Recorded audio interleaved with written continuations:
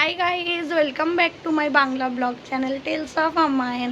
এখন এই ঘরটা তো নিশ্চয়ই তোমরা চিনতে পারছো না, কারণ এটা আমরা এসেছি লখনৌ। আমার একটা ফ্রেন্ড থাকে লখনৌতে, সেটার জন্য। তো আমরা কালকেই এসে গেছি, আমাদের অফিসে অনেক কাজ ছিল, তো কালকের দিনটা আর ব্লগ করা হয়নি। আজকে এখন আমরা বেরোচ্ছি ইমামবাড়া যাব বলে। এখানে তোমরা জানো ওটার ভেতরে ভুলভুলাইয়া আছে, যেটা খুব ফেমাস। তো সেটাতে যাওয়া হবে, তাই রেডি হয়েছি। তো ব্লগটাও শুরু করলাম কি আমার সাথে তোমরা লখনৌ দেখো। দেখো, এটা আমার সাজ। এই ইয়াররিংসটা আমাকে একটা ফ্রেন্ড বার্থডেতে দিয়েছিল, ওটা পরেছি। আর এই কাজটা দেখে তোমরা বুঝতেই পারছো নিশ্চয়ই, এটা কাশ্মীর থেকে, যখন আমরা কাশ্মীর ঘুরতে গেছিলাম তখন এটা নিয়েছিলাম। খুব নরম কটনের, খুবই ভালো। এমনি ভেবো না কি উলের বা কিছুর। আর উলের পরতেও পারবে না, এখানে প্রচণ্ড গরম, আমাদের দিল্লির থেকেও ভালো গরম রয়েছে। তো আমরা রেডি হয়ে গেছি, কিন্তু অ্যাজ ইউজুয়াল আমার বর রেডি হয়নি, আমার বন্ধুরাও রেডি হয়নি। আমি আগে আগে রেডি হয়ে নিয়েছি। তো সেই জন্য আমি এখন ব্লগ, আমাকে কমেন্টসে লিখে জানিও আমাকে কেমন দেখতে লাগছে। দেখো, আমরা রেডি হয়ে গেছি। আমার ড্রেসটা তো দেখেছো, এটা শাইনের লুক দিয়ে আমরা এবার বেরোচ্ছি। এই দেখো, আমরা ফ্ল্যাট থেকে বেরিয়ে এবার ইমামবাড়া যাব বলে টোটো ধরতে যাচ্ছি। তো ফ্ল্যাটের নিচের জায়গাটা তোমাদেরকে দেখাচ্ছি, খুব সুন্দর, আমাদের বর্ধমানের মতন। একটা গলি থেকে বেরিয়ে সব রকম দোকান আছে, আর সামনেই রাস্তা থেকে না টোটো পাওয়া যায়, তোমাদেরকে কোনো উবের করার দরকার নেই। তো এই দেখো, আমরা পৌঁছে গেছি। এখানে একটা গেট ছিল, ওটা পেরিয়ে তোমাদেরকে যেতে হয়। তারপরে এটা কিন্তু মেন গেটটা নয় লখনৌর, এরপর একটা রুমি দরওয়াজা বলে জায়গা আছে, যেটা খুব ফেমাস। এই দেখো, এটা রুমি দরওয়াজা। এইটা পেরিয়ে পিছন দিকটা হচ্ছে ইমামবাড়া অ্যাকচুয়ালিতে।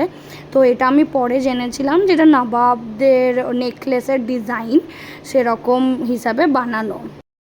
দেখো, আমরা চলে এসেছি, এটা ইমামবাড়ার কাছে। আর এইটা ওই দিকটা তো দেখালাম একটু আগে, দেখবে রুমি দরওয়াজা। এটা দেখো টাঙ্গা স্ট্যান্ড, দাঁড়াও ব্যাক ক্যামেরা করি। এই দেখো টাঙ্গা স্ট্যান্ড,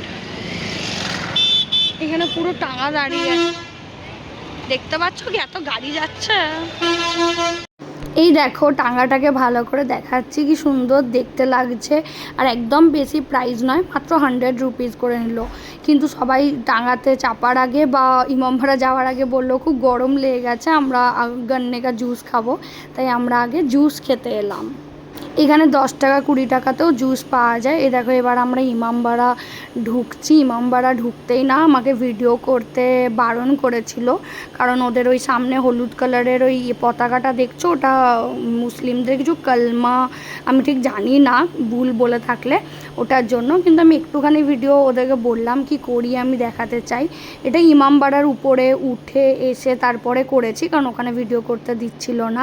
ইমামবাড়ার ভেতরটাই অ্যাকচুয়ালিতে ভুলভুলাইয়া, তুমি জায়গাগুলো দেখো কি অন্ধকার। আর এটা দোতলায় উঠেছিলাম, তো ওটা থেকে ওই বারান্দাটা দিয়ে তুমি নিচের মাঝের দরবারটা দেখতে পাও। এই জায়গা, এইটা পুরোটাই অ্যাকচুয়ালি ভুলভুলাইয়া, আলাদা করে ভুলভুলাইয়া কিছু নেই, আমিও জানতাম না। ইমামবাড়ার গোটা রাস্তাটাই এরকম অন্ধকার, আর এই গলি দিয়ে বেরোলে ওই গলি। আমরাও বারবার হারিয়ে যাচ্ছিলাম, কারণ আমরা গাইড নিইনি। আমরা ভাবলাম কি আমরা নিজেরাই ঘুরে নেব, কিন্তু বারবার ঘুরে বেরোচ্ছি। দেখো, ঠিক এই লোকেশনটাতেই এসে চলে আসছি, যেটা উপরের মেন ওই বাগানটার উপর তলাটা। একটুখানি নিজের ভিডিও করলাম এখানে এসেছি বলে, কিন্তু সেটা আসেনি। দেখো অন্ধকার পুরো। কারণ এই আরেকটা জিনিস এখানে খুব ইন্টারেস্টিং ছিল, সেটা হচ্ছে তুমি যদি দেওয়ালগুলোতে ফিস ফিস করে কথা বলো না, তাহলে অনেক দূর অবধিও কেউ যদি দেওয়ালে কান দিয়ে থাকে সেটা শোনা যায়। এটাও আমাদেরকে একটা ওখানে গাইড ছিল, সে দেখালো। আমরা ইমামবাড়া থেকে বেরিয়ে এসে দিয়ে আমরা টাঙ্গাতে চাপলাম, কারণ অবভিয়াসলি প্রথমেই দেখে গেছিলাম, তো খুব শখ ছিল। মাত্র 100 রুপিস করে নেয়, আগেও বলেছি। আর অনেকগুলো স্পট ঘোরায়, তো খুবই ভালো লাগলো। তো ফার্স্ট স্পট ওরা যেটা দেখালো সেটা হচ্ছে আবার রুমি দরওয়াজায় নিয়ে গেল।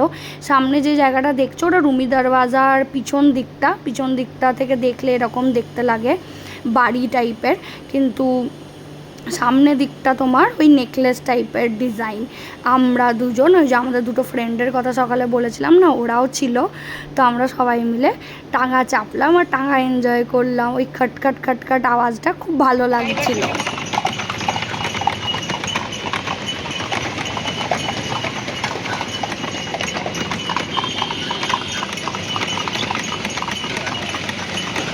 আমাদের টাঙ্গার ঘোড়াটা দেখলে কি সুন্দর দেখতে ছিল, একটু দেখে চেপো।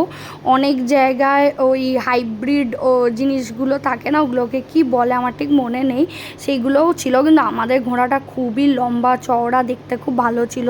আর ওখানে তার আগেই খুব বৃষ্টি হয়েছিল, তো এখানে পুরো জল জমে গেছিলো, তো আমরা জলের মধ্যে দিয়েই যাচ্ছিলাম। খুব ভালো এক্সপিরিয়েন্স। আমি তো বলবো তোমরা যদি লখনউ যাও অবশ্যই টাঙ্গাতে চেপো, ওটা লখনউর একটা খুব ফেমাস জিনিস যেটা করা যেতে পারে। সেকেন্ড জায়গা আমরা যেটা দেখলাম সেটা হচ্ছে এই ক্লক টাওয়ারটা, এটাও ব্রিটিশ আমলের তৈরি।